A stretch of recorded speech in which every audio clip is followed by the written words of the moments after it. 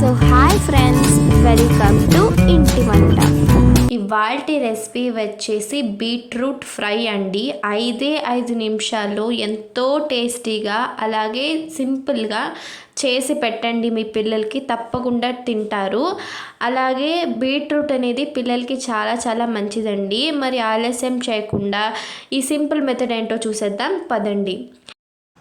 ముందుగా ఇక్కడ 2 బీట్రూట్స్ని తీసుకున్నానండి. దీన్ని చక్కగా వాష్ చేసి పీలప్ చేసేసుకున్నాను. ఇప్పుడు వీటిని ఇలా చిన్న చిన్న ముక్కలుగా కట్ చేసుకోండి. మరీ పెద్దగా వద్దు, ఇలా ఈ సైజులో కట్ చేసుకుంటే పర్ఫెక్ట్గా ఉంటుంది. ఇప్పుడు ఇందులోకి వాటర్ వేసి ఒక 2-3 సార్లు చక్కగా కడుక్కోండి. దుమ్ము బాడు ఉంటే వెళ్ళిపోతుంది. ఇప్పుడు మనము ఒక కుక్కర్ తీసుకొని అందులోకి మనము కడిగి పెట్టుకున్న బీట్రూట్ వేసి అది మునిగేంత వరకు వాటర్ పోసుకోండి. ఆ తర్వాత ఇందులోకి 1 టీ స్పూన్ రాళ్ళ ఉప్పుని వేసుకొని ఒక 3 విజిల్స్ రానివ్వండి. పర్ఫెక్ట్గా కుక్ అయిపోతుంది. ఇప్పుడు వాటర్ అంతా వంపేసి పక్కకు పెట్టుకోండి. ఇప్పుడు స్టవ్ ఆన్ చేసి ఒక కడాయి పెట్టుకొని అందులోకి 1 టేబుల్ స్పూన్ ఆయిల్ని తీసుకొని వడెం వేసుకోండి. ఇది వచ్చి ఇంట్లో చేసిందేనండి, మా ఊరు నుంచి వస్తుంది. చాలా చాలా బాగుంటుంది టేస్ట్ అనేది.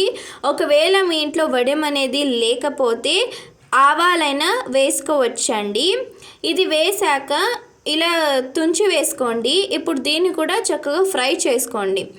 ఇలా ఈ విధంగా చక్కగా ఫ్రై అయిన తర్వాత ఇందులోకి కరివేపాకుని తీసుకుంటున్నాను. కొంచెం కరివేపాకు వేసుకొని దాన్ని కూడా చక్కగా ఫ్రై చేసుకొని మనం ఉడకబెట్టిన బీట్రూట్ ముక్కల్ని వేసేసి దాన్ని కూడా ఒక 2-3 నిమిషాలు చక్కగా ఫ్రై చేసుకోండి. ఆ తర్వాత ఇందులోకి 2 టేబుల్ స్పూన్ల వరకు శనగగింజల పొడిని తీసుకుంటున్నానండి. ఇది చేయడం చాలా సింపుల్, నేను చెప్తాను. ఏం లేదండి, కొంచెం శనగగింజల్ని తీసుకొని చక్కగా డ్రై రోస్ట్ చేసుకొని అది కొంచెం వేగాక అది స్టవ్ ఆఫ్ చేసేసుకొని మిక్సీ జార్లోకి తీసుకొని కొంచెం కారం వేసి గ్రైండ్ చేస్తే అంతే అండి శనగగింజల పొడి అనేది. దీన్ని ఎయిర్ టైట్ బాక్స్లో వేసుకుని ఒక 2-3 నెలల వరకు ఈజీగా వాడుకోవచ్చండి. ఇప్పుడు ఈ విధంగా మనం శనగగింజల పొడి వేసిన తర్వాత చక్కగా బాగా మిక్స్ చేసుకోండి, బీట్రూట్కి పట్టే విధంగా.